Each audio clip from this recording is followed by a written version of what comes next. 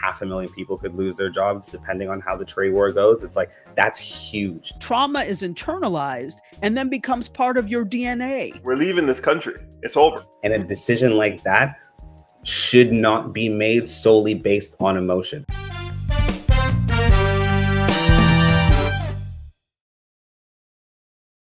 What is up, everybody? It's Dr. Vibe here, host and producer of the award-winning Dr. Vibe Show, the home of Epic Conversations, and I'm the host of Epic Conversations, 2018 Innovation Award winner, 2020 Best Podcast News Award winner, given out by the Canadian Ethnic Media Association. I also co-host and co-produce the only online show in the world for dads, fathers, and male caregivers that is sponsored by Dove Men Plus Care. And as always, I'd like to say you're blessed, highly favored, a magnet for miracles, and a solution for someone's problem. We're broadcasting live on July 4th.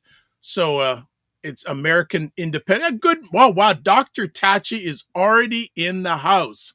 Good morning, Dr. Tachi. And it's funny, already in the house. And I was speaking with Dr. Tachi yesterday. And I said, so Dr. Tachi, what are you going to be doing on your 4th of July? She goes, well, I don't celebrate that. So she's celebrating here. I love that. So that is absolutely fantastic. I also, as I said to people, everybody, I also co-host and co-produce the only online show for dads, fathers, and male caregivers. It's sponsored by Dove Men Plus Care. And being part of that team, reached out directly and indirectly to over 400,000 dads, fathers, and male caregivers around the world. As I said, broadcasting live on July 4th. And whether you're watching this live on the replay, I hope you are fine and safe. And if you're out there watching live, especially, what wins can you celebrate? And I'm beginning to lead that now with almost every conversation I'm in. What wins have you? Give me a win to celebrate. And I was speaking with producer Matt beforehand and said, wow, I've got a number of them. So what was it? Let's just sum off the top of my alleged mind. First of all, I've been telling people, be broadcasting now on Substack Live. And if you haven't checked out Substack, you may want to, especially if you're a writer. I would say it's the writer's version of YouTube. Yeah, I think that'd be the best way. And a number of journalists, writers post a lot on that platform. And I've mentioned a few times in the past that they opened up a live streaming capability on Substack. And I said, okay. Took me a little bit of time, but now consistent because we're broadcasting live on Substack right now. So anyone watching on Substack, hey, good to see you. And I'm monitoring the comments, so don't worry. I'm checking you out. And then also, I said I haven't done a post in Substack. I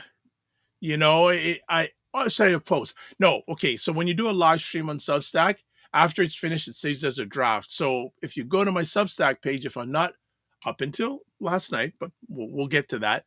So if you post on Substack a video, live video, it streams live, then it goes and saves. Then you've got to put it back up. Now I said, all right, let's have something official on Substack. Last night, here's the win. Posted Primetime Saturday from last Saturday or the Saturday before on Substack. The replay it went live. I said, yes. And it is working. So Substack is great. And, if you do these things, you should not try and do them alone. You should have a producer. And producer Matt, there was a feature on YouTube that they released selectively a little while back to streamers who have a lot of audience. I said, hey, man, I wish one day that we can get this. And what it does is basically it ranks people, it ranks the people who have chatted the most live on YouTube during that live stream. And now the Dr. Vibe Show has that. It's called the top fans. And right now, Dr. Tachi is the top fan. So even more reason for you to to watch the Dr. Vibe Show. Well, subscribe to the Dr. Vibe Show on YouTube and then comment on YouTube. No, I ain't. I'm not yet, but I'm gonna get there. See, producer Matt always has my back. So 2 wins right out of the box. So now those 2 things. So something on Substack, something on YouTube has been okay. Now I know we may not have as much of an American live audience today because it's a long weekend, whether they're celebrating July 4th or not, but most people have a long weekend. And then I don't know if people are going to be celebrating today because the big, beautiful bill got passed yesterday. And I'm telling you, a lot of people are angry. A lot of people are upset about it. Maybe I'll get Wayne Harris, who's going to be on with us in a few moments. Maybe, I don't know how much he's paid attention to it, but we have to pay attention here. I'm based here in Canada. Anything that happens in the U.S. certainly has an effect in Canada. So I remember in grade, that's another story.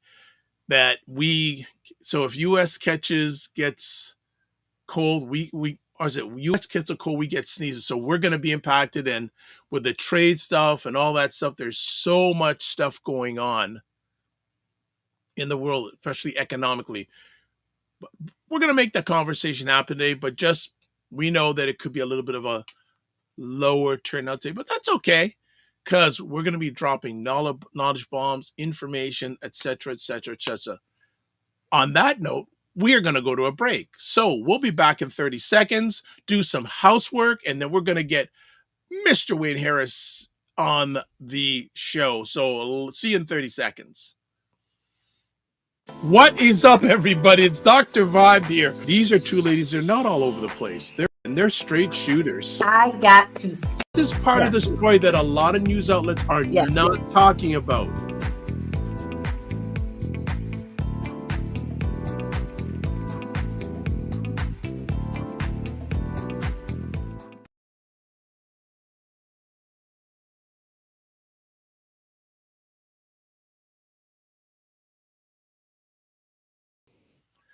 There you go. Well, since July 4th, got to put on Primetime Saturday with Isha and Lala, where they try to make sense of the nonsense that's going on in America.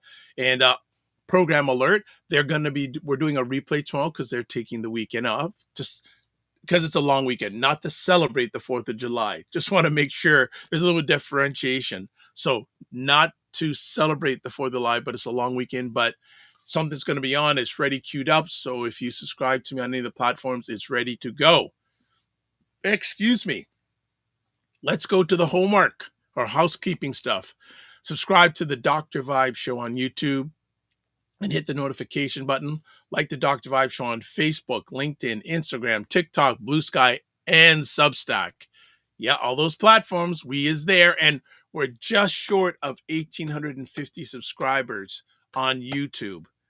So I've been doing a lot of stuff around to trying some strategization to see if we can up the YouTube game more, because I'd love to see if we could hit 2,000 subscribers by the end of this year. That's a goal. All right. Join the Morning Vibe Discord group. Please email me at dr.vibe@vibeshow.com or click on the Discord link. Also, to advertise your business, product, or service on our show, email me dr.vibe@vibeshow.com. Then we have Indie Soup TV. Since Dr. Tachi was first in the house this morning, she was first in the house. It's an independent content creators platform that she drives out of Fort Lauderdale, Florida. I'm probably getting close to 28,000 YouTube subscribers, which is always huge because we always say only 4% of all YouTube channels has over 10,000 subscribers, and only 10% have over 1,000 subscribers. So I'm in the second category, not in the first. Dr. Tachi's at the top. So there is the link for YouTube, and there's also the website. Now, program alert.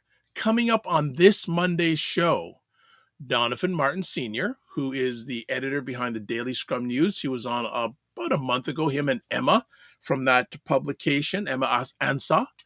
They were talking about missing Black Canadians and how it's not being paid attention to, especially by the authorities.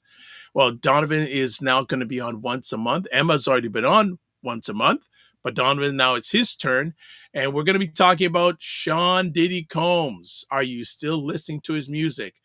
Yeah. So Monday, you may want to check out every show. It's going to be a very interesting conversation, and we have a surprise for you on Monday also. Not going to tell you what it is, but we have a surprise for you on Monday's show. All right. It is the first Friday of a new month.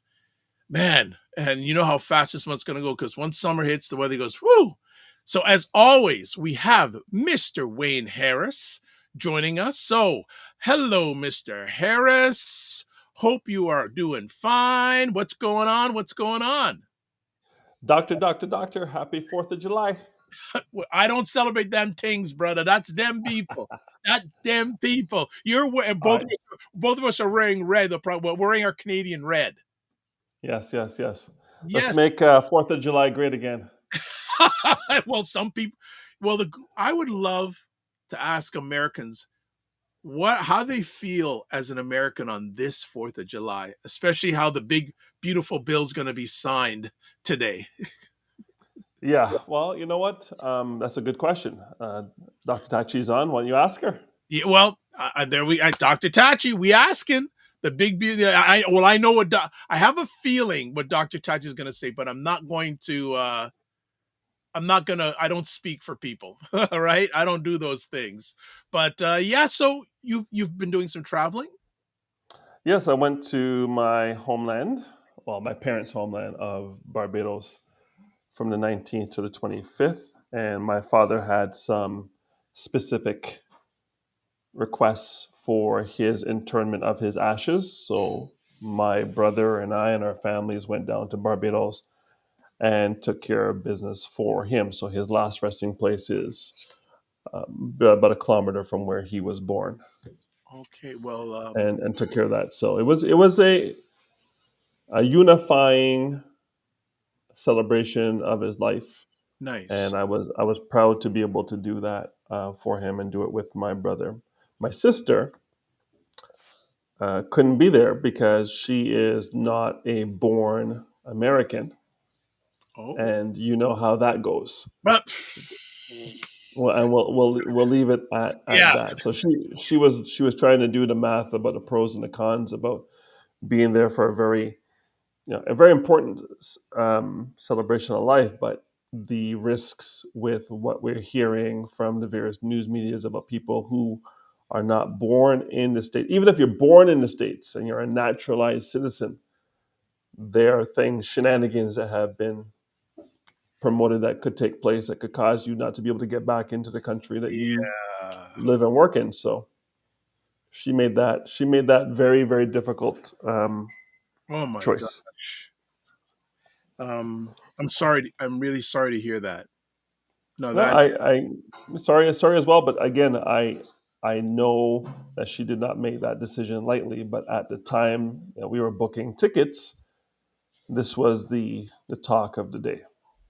Wow. Mm-hmm. Wow. That's it just shows how challenging the situation is in America. That is, everyone's getting touched. So even though I'm not in America, I'm being touched by what's going on down there. But that's not what we're here to talk about. No, we are here today and talk about saving versus investing, FHSA, TFSA, RRSP, and non-registered accounts. So how you want to kick this off? And I'm going to actually set up an interesting poll. I know this is maybe a little cited to Canadians, but I'm going to also bring some generic stuff about saving versus of investing into the spiel. So where you want to kick this off? First and foremost, I want to give a shout out to Shea Gilgeous-Alexander and the Oklahoma City Thunder to have a Canadian win most valuable player for the league, most valuable player for the NBA Finals, win the championship, and win the scoring title. Yeah, only three other men have done that, and one of them is my boy Michael Jordan. Yes. Yes. Yeah, right? that's a big, huge It's a feat. big deal. And because he did all that, OKC gave him a supermax Oh, contract, yes. Yes. where in his coming year he's going to make like, his last year I think he made like $71 million a year. So it's $230 odd million contract over 4 years, and well deserved. He did everything that Kevin Durant, Russell Westbrook, and James Harden could not do in OKC, and that those three players are all going to the Hall of Fame. And the three of them combined in OKC couldn't do what the Canadians did, Lou Dort and Shea Gilgeous, to win the NBA championship. So shout out to Hamilton's own Shea Yes. Gilgeous Hamilton's Alexander. own. I wonder if he'll ever make a trip back there with the championship trophy. 100%. 100% he's coming. And it's going to be probably a very, very big deal. As we All hear. right. All right. So I was trying to share a file to media, but it doesn't seem to want to work for me for whatever reason. So I'll just speak to it. And again, today being Independence Day for the Americans, no information. I'm not licensed to speak to American investments, but I do know what some of them are. And right now, this first one we're going to talk about, which is the RRSP, this one is, I guess, the equivalent of their 401k. Okay, this is taking money and saving it tax deferred until you retire, and then using the income from that account in order for you to live your best life on top of the pensions that you would get from the government. So if you're looking at Canada Pension Plan and Old Age Security up here, you would add this third account, the RRSP, to the mix. So let's talk about it. The RRSP was invented in 1957. It's a long time ago, but even before my time, and that's unusual for me to have something that old, and it is a tax deferred account. So what does that mean? It means that it's an account that you don't want to, you want to be able to put money in and have the money grow and pay no taxes on the money while the money is growing in the account. It's a fantastic account. Now my computer has changed its screen for some reason, and I don't see all my notes, but that's okay. I can do it off the dome, Dr. Vibe. Off the dome. I love that. Off the dome. Off the dome. So the RSP is a tax deferred account, not a tax free account. Big difference. It means you're not going to pay tax now, you're going to pay tax later when you start drawing on the account. It also has a trigger that allows you have to pay taxes at the end of your 71st year. So Wow. once you turn 71, you now have to start taking money out of the RSP. The government will force you to take money out so they can tax the money at 71, which shouldn't be too big a deal because you shouldn't be working. You should be in a lower tax bracket. So when you pull the tax money out, yeah, a lot of shoulds there. Thank you. Okay. All right. Go on. Yeah, a lot of shoulds there. So you should be pull the money out. You should be able to be in a lower tax bracket and pay less tax. Because when you're putting the money in between 18, you have to be 18 years old to contribute, and you stop contributions at December 31st of the year of your 71st birthday. So even if your birthday is January and your 71st birthday, you can contribute all the way to December 31st of that year for the RRSP. It can be used in many ways. You can invest multiple ways. You can put the money into stocks, right? Or you can put the money into mutual funds or segregated funds, or you can put the money into savings accounts. When I'm out there in those streets, Dr. Vibe, I see a lot of people not earning big money on their RRSP. They have it in accounts that are earning pennies per year as opposed to earning real money because they are afraid of the downside of the market. My question to the people is, if you're in your 30s or 40s and you don't plan to retire for 25 years, what's the risk of attempting to get some larger gains by using the stock market as your tool? The stock market has returned, the American stock market has returned traditionally anywhere between 11 and 13%, depending on which market you're in. Why would you forfeit 11 to 13% to make 1 or 2%, which is not even beating inflation? It means you're not even making enough money to cover your bills, right? Can I just interrupt there for a few things? Sure. In a reverse order, people, we are in uncertain economic times, but the Toronto and the New York stock exchanges are still going up. They're Right. still going up. So even in uncertain times, again, now if you go the long view, because if you're just a short-term person, you're not gonna get this. But long term, like I know the Toronto stock market this week had an all-time high, and the UX, and I'm pretty sure if the New York, whether it has or it's close. So even in uncertain times, the stock market is still going up. Right. Can you still see me? Yes, it can. Okay, perfect. So, so the first thing you're looking at is tax deferral. So let's say you're in a marginal tax bracket.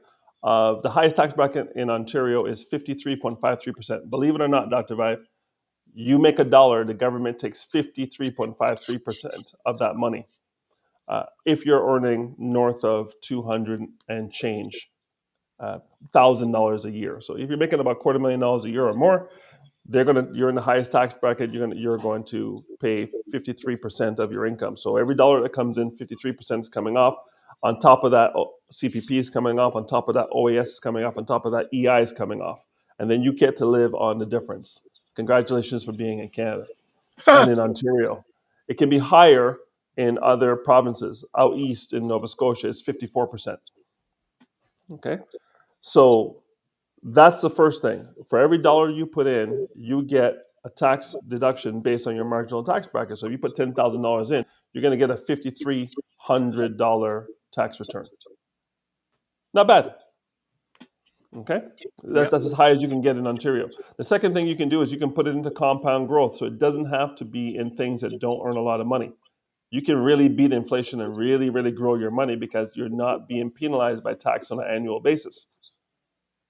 The third thing you can do is you can put up to 18% of your gross income. So if you make $100,000 a year, you can put $18,000 into an RSP on an annual basis to a maximum of about $30,000. Okay? So the good news is you can go backwards in time. So if you were 18 years old and you didn't think about RSPs, but you were working and you didn't do anything until you were 30 years old, you can go back to 18, a full 12 years, and put those contributions based on your room and your notice of assessment all the way back up to current times. Wayne, can I politely interrupt? How far back can one go with that sort of move? You could be 60 years old, you can go all the way back to 18. Wow. Okay. Yeah. Okay. It's a big deal. A lot of people don't know about it. Yeah, no, that I had no idea on even no, that's it. Okay, sorry to interrupt. That's I think really good information to know. Good stuff. Yeah, fantastic. And the other thing is, you can, if you're married, another reason to be married. I've been married now 32 years, almost 11 months, 32 years, almost 11 months. Coming up. Coming up to the big 3-3 next month. And you can do spousal RSPs. Let's say you have a spouse that makes less money than you or is much younger than you. You can contribute to an RSP for them. You get the tax deduction, but they get the savings. So it gives people who are in very high earning, let's say a doctor has a stay-at-home wife or a doctor's female, she has a stay-at-home husband, she can now use a spousal RSP for them, but she gets the tax deduction. It's powerful. So it allows you kind of to income split your tax savings. A couple of other things that are very, very cool with the RSP is you can do the home buyers plan. What the home buyers plan is, it recently went up from $35,000 of your RSP that you can use for a down payment on the house without getting taxed on withdrawing the money for the house. So if you want to buy a house, you can use your RRSP up to $60,000 now of your RRSP. Yes, yes, big deal. And take that $60,000, take it out of the RSP. As long as you use it for a down payment on a house, you pay no taxes on removing the money, and you have 15 years to pay back 1/15 of that 60,000 every year for 15 years. That's a game changer. Big deal. And That's we can only do it. Yeah, we can only do it to 35,000 for years. It was 25,000 for years, then it went to 35,000. Now, because of the cost of housing in Canada, it's up to $60,000. So imagine if you have $60,000 in your RSP, and your partner has $60,000 in their RSP, or you have a family, 3 siblings, and all 3 of you come with $60,000. You have $180,000 now to put down on the house without having to pay tax, and you just have to pay it back 1/15 at a time over the next 15 years. If you don't pay it back, the 1/15 will be added to your income in the year you don't pay it back. Okay, Dr. Tachi has a question. Sure. She says, do you see the benefit of high taxes? Wow, that's a great question, Dr. Tachi. That's Dr. Tachi. There are some jurisdictions around the world, mostly in the Scandinavian countries, where they have things like very high tax, up to 65% tax, but their healthcare is on point. Their universities are very, very reasonable or free. There's a universal income, so you can't be broke. The government's going to take care of you. So if you have the safety nets that are required where everyone can live a life of dignity, high taxes to me are fine. But to have high taxes and to have potholes that families can live in, not have a new bridge or a new highway, can't build houses, and no pipelines and all the other things that taxes should be used for to build domestic infrastructure. If you're not doing those things, if I'm still waiting 18 hours in a hospital in emergency, I have a problem with very high taxes. But if I can get in and out with modern technology and well-trained people and enough doctors, nurses, and PSWs for the coming baby boomer, retirements, and having them, and I'm a Gen X, all of us coming through, I need to know there's going to be doctors there to take care of business, nurses to take care of business, hospitals with enough beds. We had a pandemic and we saw we didn't have enough beds. Long-term care facilities that are up and running and certified. I need to know you're doing these things with the taxes. So high taxes with accountability and visible benefits, I'm okay with. High taxes and no accountability and nothing to show for it, I have a problem with. Okay. And Dr. Tachi says, exactly right. So she agrees with you. And so in light of that situation, it'll be very interesting to see over the next few years in America how the top is going to be taxed less. What are the services going to be like for the 99%? Because according to what I've heard from this bill, rural hospitals going to be gone. Staff going to be gone. A lot of things are going to be gone. So it's going to be based on what you shared with us, it's going to be very interesting to see how that rolls out over the next number of years in America, and if we ever get to it in this side in Canada. Yeah, I think that taxes are the reason America was created, right?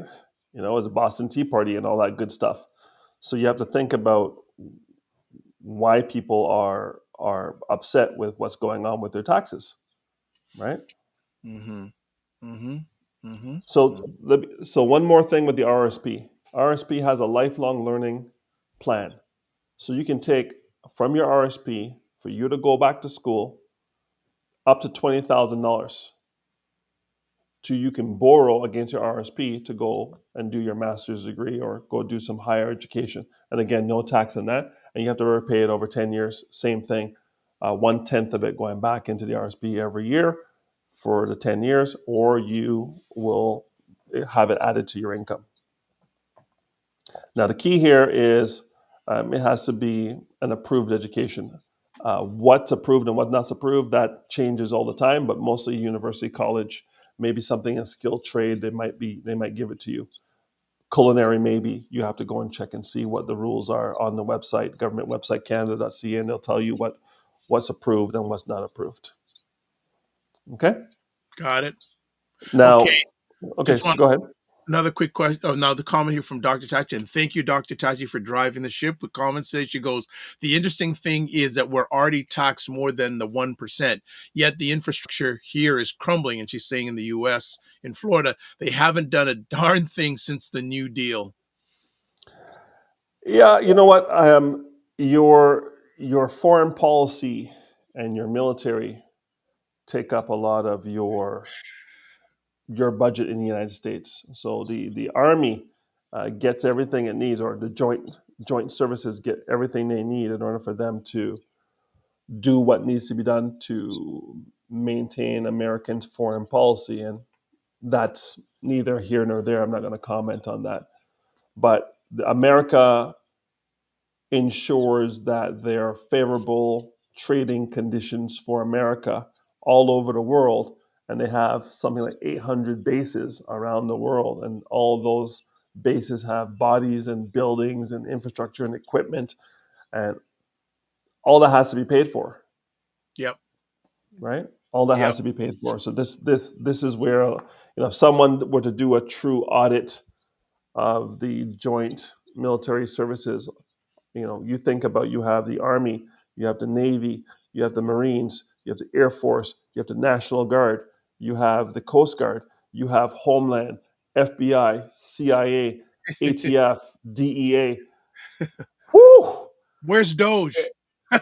all of that, and then there's a lot going on in the United 100%. States, and they have to be coordinated, and then you have state law enforcement, and then you have municipal and county law enforcement. So the sheriff, all the way to the state police, all the way to the Federal Bureau of Investigators, and then CIA, and you just have a lot of infrastructure for protection of democracy. I'll just leave it at that. Is that fair? Well, did you say, we say democracy in quotes? Yes. Okay. Right. So, we'll leave it at that. All right. Continue on if you wish. And also, if you want, I can jump in with some questions for you. Go for it. Yeah. Okay.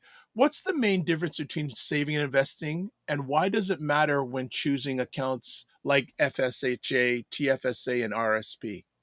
Right. So, perfect. Saving is going to give you the ability to not lose money. That's the good news. When you're saving, you're not going to lose your money. There's not a lot of market exposure to saving. The problem is you really can't make money when you're saving. If the rate of inflation is 2-3% and your return on your investment is 2-3%, you're at zero real rate of return. And that means that you're not making enough money to beat inflation, which means your money is not growing. So there are some ways that you can earn better returns on your money with conservative investing that will still double the rate of inflation at a very, very low level of risk. And this is where education comes in. I really need to know how long before you need the money. How long before you need the money, and what level of risk are you willing to take on that money? Because if you need the money tomorrow to put a down payment on a house, I'm not investing it in the S&P 500, Dr. Vibe. No. Right? I'm not doing that, because you might be way down when you need that money. But if you are, you got a baby, and the baby is, 3 months old, and you want to create an account for that baby, you can put that money into the S&P 500 or the NASDAQ or other ETFs that will allow that to grow at 2, 3, 4 times the amount of inflation. And that child will have a war chest of cash by the time they're 18 years old. The power of time is so incredible that if an 18-year-old were to put $2,000 to $2,500 a year into an account, $200 a month for 10 years, from the age of 20 to 30, and never invest again, and they're making 10% on the money, they're a multimillionaire by the Oh, time they retire. yeah. If someone waits 10 years, Dr. Vibe, don't invest at 20. Live hot girl summer, hot boy summer, and do what they have to do. And then at 30, even triple the amount of money they're putting in. Because they lost those 10 years, the money will not compound anywhere near the millions of dollars that it would at 20. So it's not only being in the market, it's not only getting decent returns in the market, it's how early you get into the market. And a lot of us are saying, well, once I pay my own SAP, once I pay my car, once I pay my house, then I'll start investing. No, no, no, no, no, Dr. Vibe. The youngest you can get an account for a child is as soon as they get their social insurance number. As soon as I have that social insurance number, fire in the hole. And we start putting money, birthday money, Christmas money, bar mitzvah money, Ramadan money, I don't care, red pockets from the Chinese, whatever you have, you start putting that money into these accounts and you let it cook. You let it cook because they don't need it till they're 17, 18 when they're going to go to university. And if you have a registered education savings plan, we'll talk about that as well. But the RRSP, for getting back to that, is you can only do that when you're 18 years old. But there are other things we'll talk about today you can do before 18 years of age. Okay? That's good. No, that's good. That's good. So saving, you're barely beating inflation, can't lose money. Investing, you can dominate inflation. You can do really, really well, but there's some risks that come with that. I need to know when do you need the money and what your risk tolerance is. And the more you understand about how the financial services work, the less scared you are. Maybe your risk tolerance will rise a little bit, and that will help you get better returns, especially if you're starting late in your 30s, 40s, and 50s. And I'm meeting people who haven't invested forever because they didn't know what they were doing and didn't want to lose their money. Yep. Yep. Before we jump any further, people, if you want to get a hold of Wayne, we're going to put up on the screen here his website, email address, Instagram. Plus, if you're watching this, you can also scan the QR code that is in the box that he's in, and it'll take you directly to his website. So just want to put that out there. Plus, it's his contact information is in all the comments and all the platforms you're watching this live or replay. Back to you, Wayne. Perfect. So, two disadvantages. One is when you withdraw from the RSP, you have to pay tax, right? So if you withdraw up to $5,000, you only have a 10% withholding tax, which is not too bad. So if you withdraw $5,000, you get $4,500 in your hand. The withholding tax gets higher, up to 20%, if you take more than $10,000. Okay. Contribution room, unused contribution room from previous years carry over, but if you over contribute, there are penalties. So you have to really know where your number is. You have to call CRA because sometimes your notice of assessment doesn't have the up-to-date number. You call Canada Revenue Agency and say, how much room do I have to put in my RSP since I was 18? And they'll tell you the number. You stay below that number, you'll do just fine. Another question for you, and I'm sure you get this from either potential clients or clients. Should I pay off debt first or start investing right away? And what do you suggest to them? Yes. Okay. Yes. So, if your debt is predatory, meaning that you're paying more than 30%, we'll focus on that primarily, but I'll still use the 80-20 rule, Pareto's law. I never want to pay my creditors and not pay myself, ever. I never want any of my credit card companies, my car loans, my mortgage. I never want anybody to be more important than me and my family and my future self. Because you'll take care of Visa, you'll take care of MasterCard, you'll take care of Chevrolet, and then when you're 65, they're not going to take care of you. You still need to have money to live when you retire. So you need to have that money compounding. I don't care if it's $50. I need something to go towards you. It's called pay yourself first. I need something to go to you to make sure that you are compounding money, making money on the money over your lifetime. especially if you started late. So yes, take care of the debt, and I'll show you. There's a couple of ways to do that in terms of how you approach the debt, and we'll discuss that when we're doing the analysis, the financial needs analysis. I know that there are people who believe, hey, I want to pay off the highest interest rate card first. Maybe. Some people say, I want to pay off the biggest balance first. Maybe. Really depends on everyone's situation, and we have that conversation with them. Okay? All right. All right. But keep Go on ahead. going. I got lots of conversations, but I want to make sure that everything you want to get out gets out first, and then I can add some conversation pieces. Okay, perfect. So we got the tax-free savings account. Tax-free savings account was invented in 2009 and allows you to take your take-home income after tax money and invest it in an account that will never pay tax again.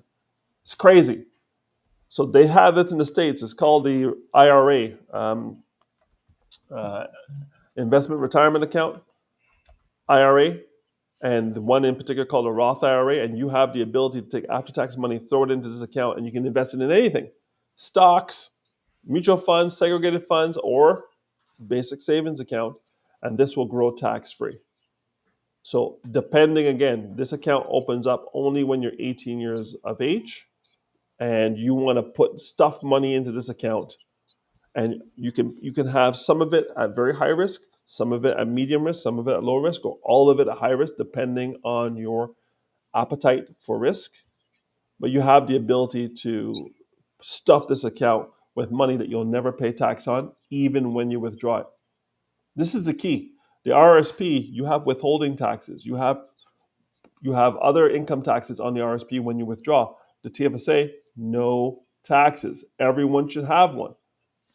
2009 to now.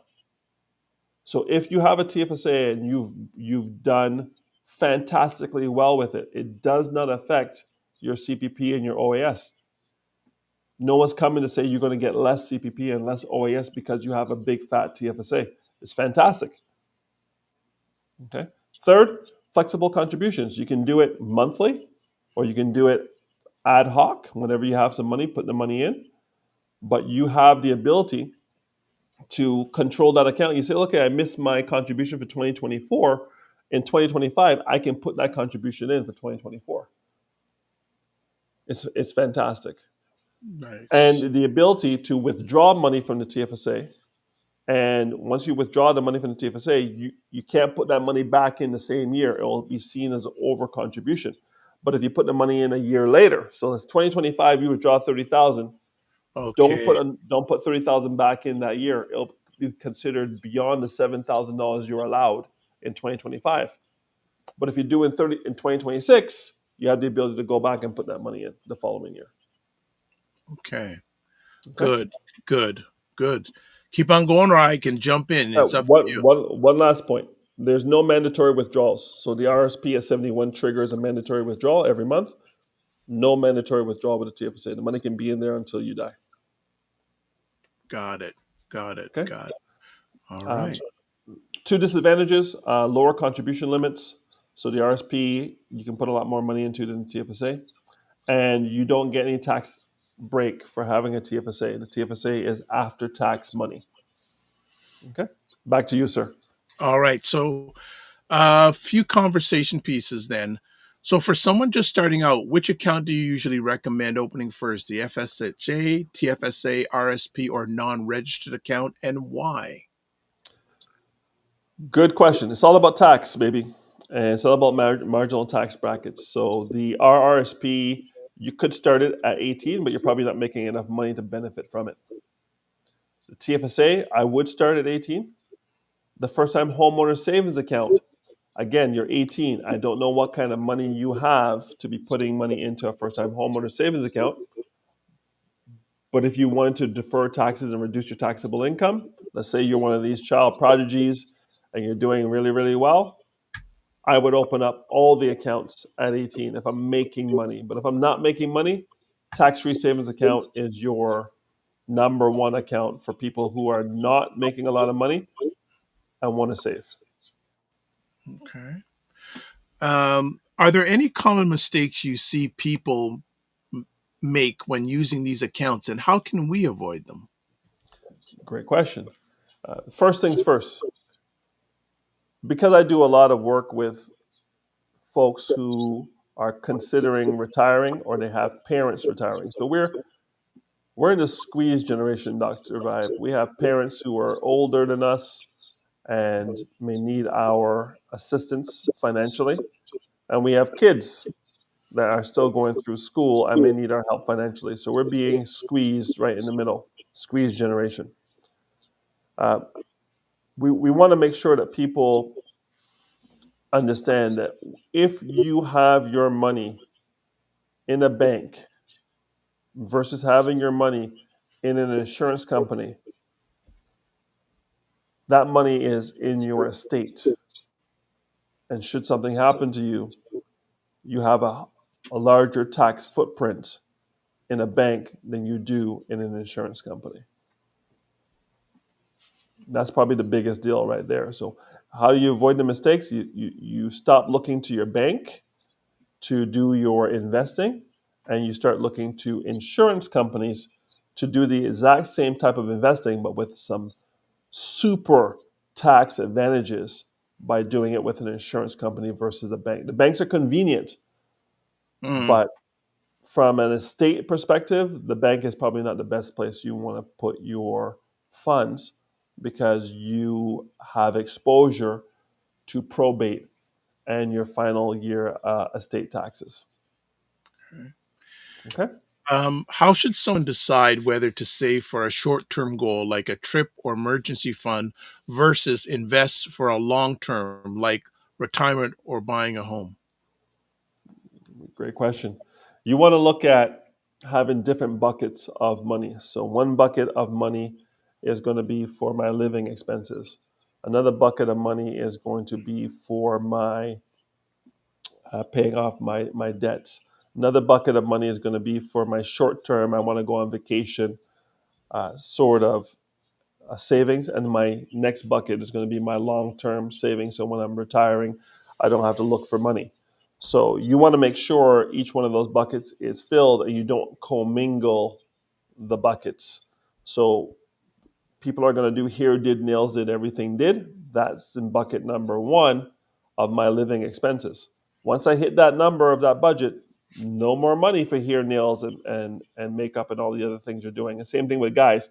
No more motorcycle parts, no more video game consoles, no more any of that. No more boys trips to Colombia because you don't satisfy your bucket of living expenses. So you're not going to Colombia if you can't pay your rent.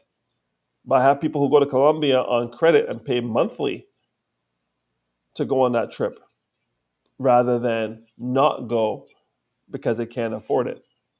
So travel debt is going up exponentially as people say, you know what, YOLO, you only live once, and off they go. Yeah, You know, yeah. there's a meme out there, and there's a guy like a pastor saying, "We're gonna do it anyway. We're gonna do it anyway. We're gonna do it anyway." Right? They're gonna spend the money. We're gonna do it anyway. Right? I think that is a little bit short-term thinking. And you come from a rich family, and you know that something's coming back, a bonus or a commission check that's going to cover off that trip, and it's a once-in-a-lifetime trip, like it's your granny's 100th birthday. Hey, you know what? You can make the decision to say, listen, I'm going to be at granny's 100th birthday because I may not get a chance for 101st, right? And I don't have the money to go, but I want to be there in Jamaica to be there for her 100th, and I'm her first grandchild and whatever. Sure. You know what? You make those calls, but you need to have a plan on what you're going to do on the back end. So that's the tax-free savings account. It's a mandatory account for anybody over 18. Not mandatory, but I would say it's mandatory. If someone talks to me and they're over 18 and don't have one of those, I have to really wonder what they're doing. And if they have one and it's not earning what it should earn because they're unaware or afraid of the different options to earn more on the account, definitely we'll talk to them about that. Okay, so tax-free savings account. Okay. Third account, first-time home savings account, invented in 2023. Has similar benefits as the RRSP, where you put the money into the account and is tax deductible, reducing your taxable income for the year. However, when you withdraw, they're not taxed if you buy your first home with it. It's designed for you to buy a home. So if you put the money in and you take it out to buy a home, you're good from the government's perspective. Good news is you get to put $8,000 a year to a maximum of $40,000. So Whoa. that's 5 years. So remember, with the RRSP, you have $60,000, and over here you have $40,000. So if you have a partner and they have an RRSP with 60, and they have a first-time home savings account with 40, that's 100,000 they can put down. Their partner can put down 60 from the RRSP and 40 from here. That's 100 this, $200,000 down, go get your house. Okay? So it's really not about having a first-time home, because people are going to say, well, I already have a home. Well, if you have a home and you haven't done anything for 4 years, define basically, if you use the fund to purchase a home and you haven't owned a home for 4 years, maybe it's the second house, you bought a house years ago and you sold it, you're going to say, oh, I don't qualify as a first-time homeowner. Yeah, you do, if it's been more than 4 years that you haven't had your name on title. Okay. And again, withdrawals are tax-free if you're going to put them into buying a house.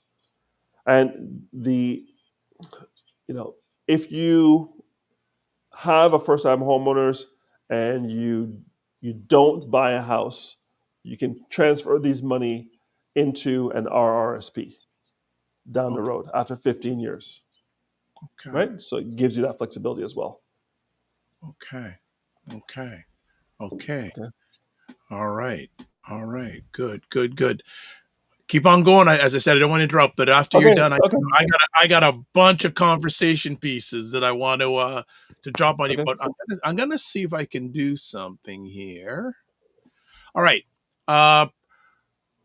producer Matt, I want to put up a shared screen and see if we can make it happen here. Want to see if we can get some audience reaction on a poll. So as he is working on that, going to have some conversation pieces for you. Mm-hmm. Are there any unique challenges or opportunities for Black Canadians when it comes to building wealth with these accounts? Yes and no.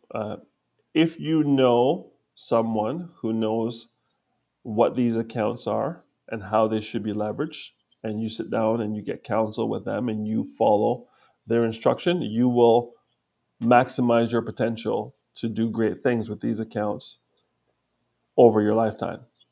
If you go to your local investment place, could be a bank, could be a financial advisor who focuses on investments and banks for you to do your investments, you may not get the full 360-degree view of what's possible with these accounts. These accounts are very powerful accounts and should be leveraged well, but most people don't understand them, don't understand the nuances of them, don't understand what they can do and what's relevant to them. And that relevancy, knowledge is king, but context is queen. People may know what a RRSP is. They may know what a TFSA is. They may know what a first-time homeowner savings account is, but they don't know the ins and outs of the vehicle, and they're afraid to put their money in to the wrong vehicle and have an adverse tax situation or an adverse return situation where they put it in something very, very speculative because it was sexy and they heard it on Instagram, and they lose a lot of their money, and they don't have the time to let the money recover, should it recover, if it's in the wrong thing. So for all those fears, our community just says, you know what, I'm just going to do a Susu Patna meeting, and I'm not going to bother with any of these government regulated accounts that, if handled properly, can set you up for generational wealth transfer without any taxation if you know what to do and how to do it. Good stuff. So we just put up a poll here. So if anyone is watching live on the Dr. Vibe Show YouTube channel, emphasize if you're watching live on the Dr. Vibe YouTube channel, have a little poll. What's your top financial priority right now? Is it 1, saving for a home, 2, investing for retirement, 3, paying off debt, or 4, building an emergency fund? So would love you to take part in the poll, either press 1, 2, or 3 and enter in the comments section of the Dr. Vibe Show YouTube channel. And we'd like to see where everyone's coming from. All right, so let me ask, and I think you mentioned earlier, you may want to go a deeper dive. If someone is saving for their child's education, how do these accounts fit in compared to an RESP? Right. So first of all, the RESP, Registered Education Savings Plan, is designed by the Canadian government for people to save for their children or their grandchildren or their godchildren. You have to have somewhat of a reason to do it for a child. There are two different types. There are group plans and there are individual plans. And what I mean by individual plans means you can control the investment. And group plans, they control the investment. And the investments are usually very conservative because they want to ensure that the child, when they're 17, will have the money to go to college, university, or whatever post-secondary education they want to go to. The RESP is after-tax money, like the TFSA. So the money's already been taxed. You put it in the account. The money grows in the account tax-free for the duration. When the child pulls the money to go to school, the money is taxed in the child's hands, not the person, the subscriber, not the parent's hands. It's taxed in the child's hands. So the child's working part-time at Mickey D's or Burger King or Square One or Eaton Center. They may make $3,000-$4,000 a year. They're going to get taxed at that tax bracket, which is going to be very low or negligible. So it's a fantastic tool to ensure that the child has money to go to school as opposed to using government grants. In Ontario, we have OSAP, Ontario Student Assistance Plan. Yep. The reason you want to use the RESP is because the government has grants. And depending on your income level, if your income level is very, very low, there are more grants available to you. But the standard grant, the child learning benefit, is $7,200 from the federal government maximum to contribute to your RESP. So the most you can put into RESP on an annual basis is $2,500. So if you put $2,500 in, that's it. Remember, Don't they realize how much post-secondary school costs? they do, but they also know that you can put a maximum of 50 G's in there. Yeah. So 50 grand should get you out of a local school. You'll need more than that if you want to go to school in another city or another province. Yeah. Right. So they need to look at that number and see what they can do. But for every dollar you put in, the government is going to give you 20% back into a grant into that account. So you get a 20% return on your money just from the government grant. And then you can invest that money not just in savings vehicles at 2, 3, 4%, which is what the group plans do. You can put it into something a little more aggressive so you can earn a lot of money in the account. And again, you're not paying any taxes on the growth in the account. Okay. So we've got some more people who have piled in here. So Minnie St. Clair says, morning. Morning. The Wallamala says, but not for retirement. Don't know where that came in on that. So if you can expand on that, that'd be great. And then Minnie St. Clair says they are expecting the RESP to grow with the stock market. For those who invest in the stock market, in the group plans, they don't get access to the stock market. So those plans can be very expensive because they're front end loaded, meaning that they take all their commission up front. So when you put money into a group plan, many of the companies, the individual representatives who offer those products get paid out of the first 2 years of contributions. A lot of money, like a lot of money of the first 2 years goes to commissions to pay for these reps. So we have something called a family plan, and the family plan doesn't have a lot of those front-end fees. You can get these at the bank, again, but if you get them in the bank, they're part of your estate. We get them from an insurance company, so they're not a part of your estate. But the family plan means if you have multiple kids, you can have a plan. You can put one plan together, pay one set of fees for the plan, and have all the children in the plan, and each child gets $2,500 for their individual education. And if a child does not want to go to school or wants to delay going to school, the other children can use those funds.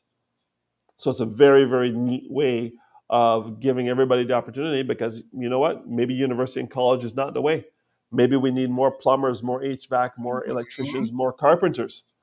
And our ESP may not cover the cost for that level of education because it goes through the apprenticeship program as opposed to having to pay for university or college. So you're seeing a lot of parents guiding their kids towards skilled trades because a good plumber, will make north of $150,000 a year Oh yeah, with no student debt.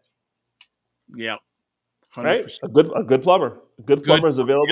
Yep. A good plumber is going to do really. A good electrician is going to do Oh really, really God, well. Right? 100%. 100%, 100%. Oh, just get so a few things that we're at the top of the hour here. Just a recheck here. First of all, if you're watching this live on the Dr. Vibe Show YouTube channel, which I hope you are, we're doing a poll. What's your top financial priority right now? 1, saving for a home. 2, investing for retirement. 3, paying off debt. 4, building an emergency fund. There have been some people that voted, but if you haven't, would love you to. And also realize if you're watching live on the Dr. Vibe Show channel, we have now the top chat feature.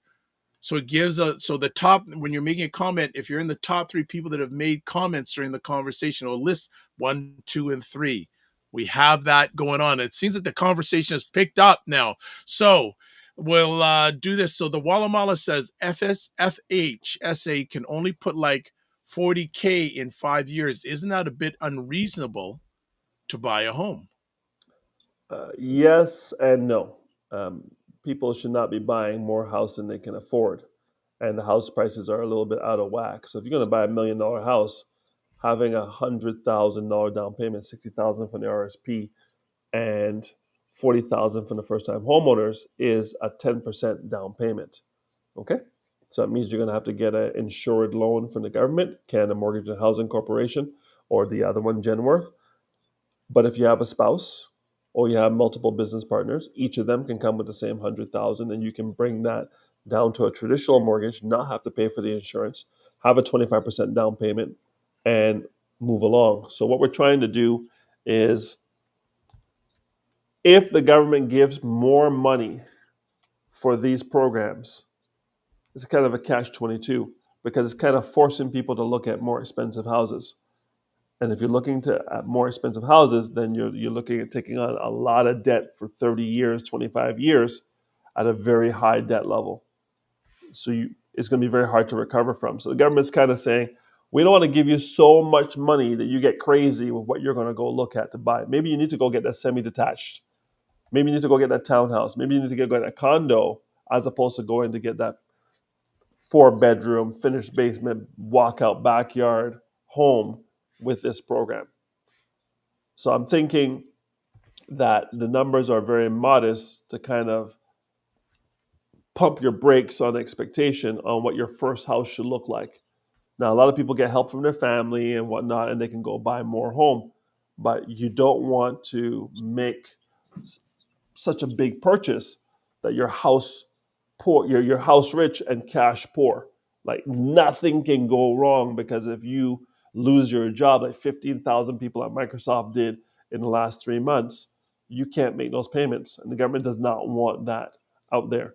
So they're trying to keep the numbers modest, so your expectations are modest, so the housing market kind of adapts to that lower threshold. But I don't think that's working.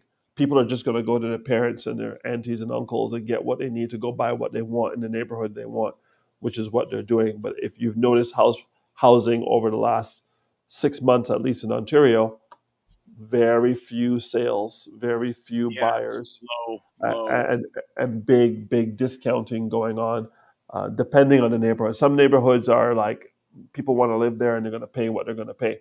But there are a lot of neighborhoods that are suffering. In my neighborhood here, 2 people have sold. They lost $200,000 each based on what they were asking for the Oh, house. ouch. Ouch. Well, it's worse than that, Dr. Vi. People have bought houses pre-built, Yes. on paper, and put the money down, and now the interest rates are 4 times higher than they thought they would be when they bought the place 5 years ago, and now they need to come up with a massive deposit, and they just got laid off or their job doesn't pay, and they can't qualify for a 4% mortgage. They could qualify for a 2% mortgage when they put the money down 5 years ago, but they cannot qualify for a 4% mortgage with everything else they have going on. And they have some big decisions to make. But even if they walk away, the builder can sue them for what they owe. Yes. And that's Yes. happening right now. Wow. Okay. Wow. Okay. Go ahead. All right. The fourth account is a non-registered account. Non-registered account basically is just you taking your money, has nothing to do with the government. There's no tax advantages, no tax deferral. You put the money in, you make as much as you can. You can put as much as you want. There's no contribution room limits. You can withdraw whenever you want. Just know that there's going to be some taxes on capital gains on this money, and right now that's 50%. So you put $100,000 in, you make $100,000. The $100,000 you made, that's a capital gain. 50% of that is available for tax, so that's $50,000 at your marginal tax bracket. So if you're in a 50% tax bracket and you made $50,000, you're going to pay more than $25,000 in taxes because of that. So that's not bad. You made $100,000, you pay $25,000 in taxes. That's not great, but it's not. It could have been worse because they were looking at 66% tax above $250,000, and that means everyone who owns a second property, not the primary residence, but a second property or more, when they sold those properties and they made more than $250,000 in capital gains, they were looking at 66% tax on everything above $250,000. So you have to think about these homes in Scarborough that people bought for $150,000 that are now worth $1 million. Mm-hmm. Well, that's a $850,000 capital gain. Yeah. Right? Half of that is yours, 425. The other 425, 250 of it's taxed at 50%. The rest of it is taxed at 66%. And that was coming in before our last government left. Right now it's on pause, but I have a feeling it's going to rear its ugly head towards the end of this year. But don't quote me on that. Okay. All right. Some more comments. So Walamala says option 2, but not for retirement, just long-term investing.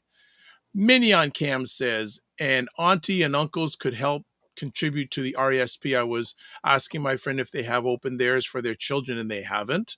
Good morning, Frequency Event Promotion says, doing better than fermented water. Thanks for asking. And the Minion Cam says, one of them is 17 and has a limited window to max out the benefits of his RESP. She also says the Walamala says you also have the RSP home buyer plan of $60,000. Walamala says true. Minnie says, and they are also modest to encourage people to use it. Use its smaller number could seem achievable to someone who never saved before. Walamala says, stay away from pre-construction. Too many people are taking advantage there. You want to expound any? I know you touched on that. You want to add to that in any way? Yeah, back in the day, pre-construction was your way to get into a community that was brand new, and basically the builder set the bar for what the price of the house was going to be. So you get into phase one. So back in the day when things were normal, let's say 2005, 2006, you go to Milton, you buy a townhouse for $250,000. Phase one, right? Now phase one is sold out. They start as soon as they get to 70% sold, they put shovels in the ground. So now shovels are in the ground. Guess what they do when they announce shovels in the ground? They say phase two is coming, but phase two starts at $300,000. Now you bought for $250,000. Phase two is $300,000. You already have $50,000 of equity in your house. If someone wants to live in that neighborhood, they got to pay $300,000 to get in. So you know you can sell yours for a minimum of $300,000. Then phase three comes out, and phase three is now, because of the market has changed, $400,000. Well, guess what? Pre-construction made a whole lot of sense because you got in for $250,000. They're now worth $400,000. You have $150,000 worth of equity. You sell. You made $150,000 cash money, and not including all the real estate fees and all the moving costs and whatnot. But in theory, you made $150,000 clean and you did it in 24 months because the two phases came up within the last 2 years. And people were doing that all over Ontario for years and winning in pre-construction until they weren't. So that was the move, and it was a great move until it wasn't. And it will not be for the foreseeable future until we can get builders and the government on the same page in terms of what's a reasonable fee to pay to the government, the local government, for someone to put a shovel in the ground. What does that development fee need to be in order for it to be fair? So the city will get what they need. Hey, make sure you put in your hospital, make sure you put in the fire station, make sure you put in the school, make sure you put in the park, all those things that the city needs to make sure that the builders do for the new communities they're building. And how does the builder make a profit? And then how do you get a house as a buyer at a reasonable price? All three groups have to be satisfied, and they have not figured it out. And that's why builders are saying, I would rather not build than pay hundreds of thousands to millions of dollars in development fees. And then you're asking me for low-income housing. How do I make my money back? Mm-hmm. Right? How do I make my money back? I want it to be affordable. But then if I'm going to take a haircut, what's your haircut? City of Mississauga, city of Burlington, city of Toronto. What's your haircut? I'm taking a haircut. What's your haircut? I'm unwilling to pay $350,000 in permits and fees before I can put a shovel in the ground and then pay taxes on everything else as well. So they're trying to talk about no GST on new houses and all the different things that the government is trying to come up with to spur housing. Not my, I haven't looked at it to the degree that a lot of people who are realtors that you have available to you on this program and the mortgage brokers who you have available to you on this program. Shout out to the Godfather, Ray McMillan, and his son. They will have a better feel on what's going on there. But the realtors really know that if you're going to buy pre-construction now, you really have to have faith in the market and what the market is going to do based on pre-COVID expectations versus post-COVID expectations. Because the math only maths from a pre-COVID expectation. From before 2022, 2023, the math works. But beyond that, things have gone backwards. And you could buy a house today on paper and it'd be worth $150,000 less by the time it's built. And you're on the hook for that, and the bank wants their money. And so does the builder. And you may not be able to qualify because interest rates might be 5-6%. So wow. It's a conundrum, and I'm watching the people who are in the real estate market, the mortgage brokers, the builders, all the trades who are saying, I don't know if I want to get out of bed and build that house because it may not make economic sense to do so. It's a very tough place to be. Yeah, same thing with the condominium market, right? Well, it's down 89%. So enough said. Yeah. Minnie St. Clair says, my non-registered account is helping transition off disability benefits. It's my FU money account. She also says to the Wallamall, not all of them are bad. People need to do their research and not rush into things they don't understand. Facts. She also says, yes, that's how my father bought his house, based on a new Brampton neighborhood, building in phases in the early 2000s. Frequency of Event Promotion says, got to run for a meeting. Looking forward to the replay. Thanks for the knowledge, Wayne Moneywise Harris. You're like that. Maybe I have to do that for every month now. Wayne Moneywise Harris. Thanks, Dr. Vibe, for facilitating the conversation. My pleasure. We did it. All of us did it together. Dr. Tat says, and on top of this, these newer homes are made of paper mache and popsicle sticks. Yes. Dr. Tat. Line of the day. Line No, of no lies told, Dr. Vibe. No lies told. Wow, that is my gosh. So Wayne, how often should someone review or rebalance their investments in any of these accounts? I do client reviews, and they're supposed to be done annually. I reach out to my clients and say, "Hey, let's take a look at what you have, how it's done, and where you want to go." So on an annual basis, I send out my messages. I'm sending them out now. Hey, it's summertime. You know, you brought out your patio furniture, you brought out your barbecue. Why don't you bring out your time to sit down with me for an hour to see where you're at, where you want to go, and do the annual reset. So the annual reset is going to let me know and let you know how you're doing and how you wanted to do, compare the gap, and make adjustments to put you in position so you can continue to win. Nice, nice, nice. What role does insurance play alongside saving and investing for long-term financial health? Great question. Insurance is an asset class, and what I mean by asset class, gold is an asset class, silver is an asset class, Bitcoin or crypto is an asset class. Um, stock market is an asset class, RRSP, TFSA, so on. Insurance is an asset class, and insurance is one of the most powerful weapons against tax that still remains for Canadians and Americans. It is like Floyd Mayweather, undefeated It's one of your from, bottom line. You never go a conversation without using that. You know I'm that. telling you, undefeated. And insurance will allow you, when used properly, to expand the limits that are put on you in the RRSP, the TFSA, the first time homeowners. Insurance has thresholds that can be much higher than that and have no or little tax implication on the withdrawal depending on how it's structured. The key is, how is it structured? So we've done shows on the different types of life insurance, but in order for insurance to be an asset class, it has to have cash value accumulation. And cash value means that there are two buckets. Bucket number one is death benefit.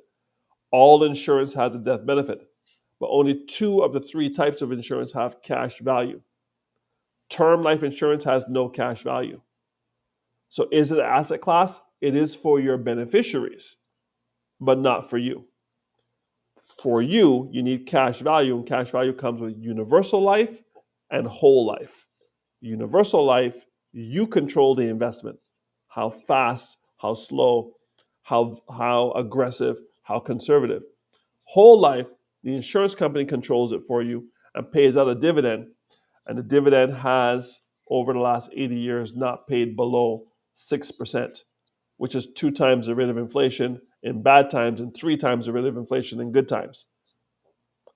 Undefeated whole life insurance. You can borrow against the cash value up to 90% of the cash value in that whole life policy. And depending on how it's structured, if you put a lump sum in every year, paying an annual payment, you can get access to that cash value 72 hours after you put it in, tax free. Nice. It's bananas what can be done with a whole life policy done the right way. Now you hear all the concepts in the US, you'll hear people talk about infinite banking, be your own bank, private banking. Yes, all the things you want to do in life, you can do through a whole life or universal life policy. And you can do it from the time a child is 15 days old. Wow. Think about the compounding you can do on a policy that gives a dividend of over 6% from the time the child is 15 days old. By the time they're in their 20s and 30s, there's a war chest of cash. By the time they're in their 50s and 60s, that war chest is even more massive. By the time and everyone who was born in the 50s, 60s, 70s, 80s, 90s, 2000s, we should all live well into our 90s because of modern medicine. We know too much to be dying young, to be Yep. honest. Yep. Right? Before there were colonoscopies, we had grannies and grandfathers who lived into their 80s. right? Before the PSA blood test, we had people live into the 80s and 90s. Now we have all these things available to us. If people will get up and go to the doctor and do what they need to do, most people who are listening to this should live beyond 100 years of age. Well, if you live beyond 100 and you've been compounding for the time you're 15 days old at 6%, the rule of 72 says every 12 years the money will double. Your question is, how many doubles do you get in your lifetime? And of those doubles, how many of those doubles are tax efficient? Insurance is definitely an asset class. And for those who have the means to do it and have the cash flow at the end of the month to weaponize insurance in their favor, they are doing extremely well, not just for themselves, but for their kids and their grandchildren. Yep. Yep. Because the grandparent can buy the policy for the grandchild and pay for it in full. So the parents don't have any burden for the insurance, but that child now has an asset that's accumulating for the time they have their social insurance number. So I say when people have a new baby, I say congratulations on the new baby.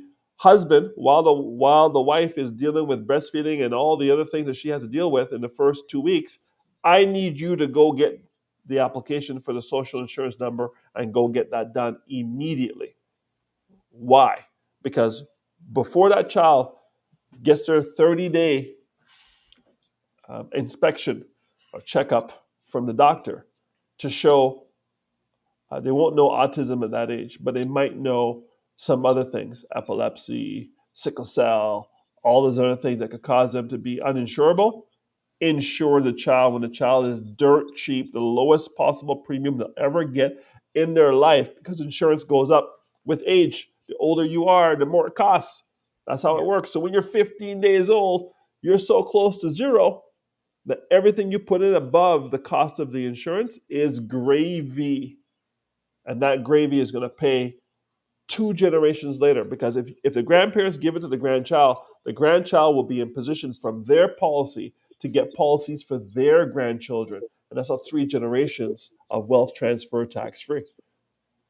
Nice. It's amazing. Yes. But people don't know. I know we're coming close in, so I want to see if I can get 2 conversation pieces in quick. First things first. What's one myth about saving or investing that you wish more people understood, especially in our community? Whew. The myth of everyone kind of believes that the financial institutions are out to get them and out to take their money and cause them to end up with nothing while they make a lot of money. There may be some individuals in financial institutions who have done people dirty, but there are so many safeguards with investing in Canada. The highest regulated industry in the world is healthcare. The second most regulated industry in the world is financial services. So if you're going to lose money in Canada, you have to actively be ignorant of those laws. The bankers have an association. You have the regulators in every province for banks. You have the regulators federally. You have so many different safeguards. You have the Canadian Depository Insurance Corporation, which will insure your money up to $100,000. Most people don't have $100,000 in their savings account, but if you have $100,000, CDIC is going to take care of you. In the United States, they have FDIC, Federal Deposit Insurance Corporation. So we're trying to get people to understand financial literacy and understanding the tools available to them in order for them to save and invest for themselves and for future generations. People don't know, and we need to educate our people on what's available to them and how it relates to them. What's available to them? Google, AI. What's relevant to you? Financial coach, financial advisor. There you go. That's all. Yeah. I don't know. You may have already covered it. Well, I'll put it out there. What tips do you have for Black families who want to build generational wealth using these accounts? Get with your friendly neighborhood bald, bearded, bespectacled Bajan financial advisor. There The we four, the four B's will take care of you, buddy. The four B's will take care of you. Okay, good stuff. So as we wind it down, Minnie St. Clair says, yes, I love my segregated funds and its partial exempt asset while on Ontario Disability Support Program. It's the one asset my caseworker hates doing the paperwork. And we also have in the house Everton Rodney. You know that name. I do. Yeah, good to have you here. And he says, good stuff. Excellent. So as we wind it down, let's put Wayne's contact information on the screen before we let him go enjoy some summer weather, which we have a short window of in Toronto anyways. Wayne, always want to say, as always, thank you for taking the time to hang out with us today. It started slow, but it picked up in the second part. A lot of good stuff in the second part. Any final words you want to share with our family today before we let you go and help people? No, sir. I think that your platform is amazing. You're amazing. I love doing this for the people, whether they come on live or they come on recorded. Yeah. I'm glad to put the information in their hands and hope that they make a decision to do something to help themselves and help their families. More people need to hear this show. I can't believe you're only at 1,800. I think we should have a goal of 2,000 before the end of the summer. Yeah. Oh, yeah. For We're going sure. for that. Yeah, absolutely. And we're going to do it all together because when we work together, we win together. And I'm glad that it's been helpful for you and expanding your client base. So I'm glad that, because I don't do things to win by myself. I want to win through me, not just in me. No, 100%, 100%. Thank you, and thank you to all the folks who come on and give great comment and commentary, because you and I, we're bold and we're bald and we're black, but we need to get some feedback from the people to see if we're actually hitting the mark. And I'm glad that there's some people who come on and offer their opinions. So thank you for that. Well, absolutely. And the people who are watching live on the replay or listening on a replay, you are essential for us doing this because we just don't want to do it in the dead air. So you are part of this. Dr. Tachi says this was a great show and also says great platform. So as always, Wayne, to you and your family, don't just manage your time, manage your energy. Remember to give yourself grace, and we will catch you soon, my brother. See you in August, baby. All right. Weekend. And also Afrofest this weekend too. Yes. All right. Take care, my brother. Be well. Take care. Bye-bye. All right. Bye-bye. All right. That is Mr. Harris. He is gone for now, but we'll chat with him a little bit after. And I want to say thank you to everybody who checked us out today. And if you are watching via YouTube, gonna do something right quick. Want to get your thoughts on today's show. So we're just going to put up another poll. We love being interactive here. So we would like you, if you're watching on YouTube, to rate today's show. So 1 to 5. 1, you thought, it was terrible. 5 said, Mr. Harris hit it out of the park. So we'll just wait for that. And yeah.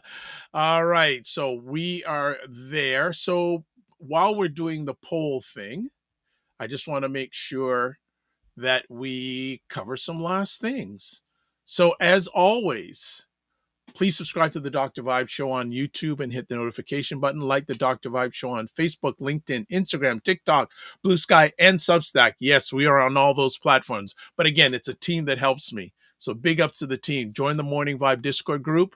Please email Dr. Vibe at the Dr. Vibe Show or click on the link that you see on your screen. Also, yeah, we got that. We got to put that there. All right. Then we have to advertise your business product or service on the show. Please email me at dr.vibe at the drvibeshow.com. Also, coming up on this Monday show, Donovan Martin Sr. will be talking about, he's the head of brain trust behind the Daily Scrum News, which is another great online platform. Black owned, Black run. We're going to be talking about Sean Diddy Combs. Are you still listening to his music? So we're going to talk about the trial. We're going to talk about all that. And always, if you want to get a hold of Ryan Knight, there's his website, RyanOneilKnight.com. That's KN, not N. LinkedIn, Ryan Oneil Knight. Instagram, Ryan.Knight99. And email address, workwithme@RyanOneilKnight.com. Website, if you want to get a hold of me, the DRVIBESHOW.com. YouTube, Facebook, LinkedIn, and TikTok, The Dr. Vibe Show. Instagram, at The Dr. Vibe Show. X, DRVIBESHOW.com. Email address, given it to you already. You catch me on Substack, which we're broadcasting live on right now, at drvibe.substack.com/subscribe, and also on Blue Sky at drvibe.bsky social. And you can watch replays of this epic conversation on the Dr. Vibe Show, Facebook, LinkedIn, YouTube, and also the Afro Caribbean Business Network on Facebook, and Ryan Oneil Knight on YouTube. All right, so we have results from our poll. So let me just see what people had to say today. Okay. 25%, 3, 75%, 5. I'll take that. The average is 4.5. I'll take the average of 4.5. So that is our poll for today. All right, let's take that poll down and let's do some more comments before we go. Dr. Tachi says, this was a great show. Thank you, Dr. Tachi. Oh, I already said that. Yes, already said that. All right, I think we've got everything covered. Oh, the Walamala says, we'll definitely watch the replay. Fantastic. All right, so as we close it off, live your life as a dream. If you can dream it, you can make it. Sometimes you have to get smaller, get stronger. Block assumptions. Aim bigger, aim better, aim higher, aim wider. Love, faith, and respect. Don't just manage your time, manage your energy. Remember to give yourself grace. And if you're not making money, make history. But try to do both and always make it better. I want to say a big shout out as usual to producer Matt. This was a smooth show today, producer Matt. This was on fire. And you were part of the driving ship to make it happen today, and everyone else involved. As always, and also remember, catch us on Monday. We got a surprise for you on Monday. Other than Donovan Martin Sr., Ralph Martin Sr., and the whole conversation about Son Diddy Combs, we got another surprise for you. So as always, God bless, peace to all, keep the faith, and walk good.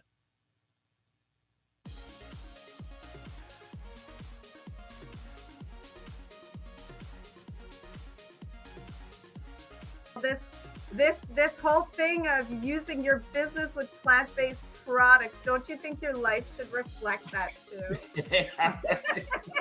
Juke him, Carolyn, juke him.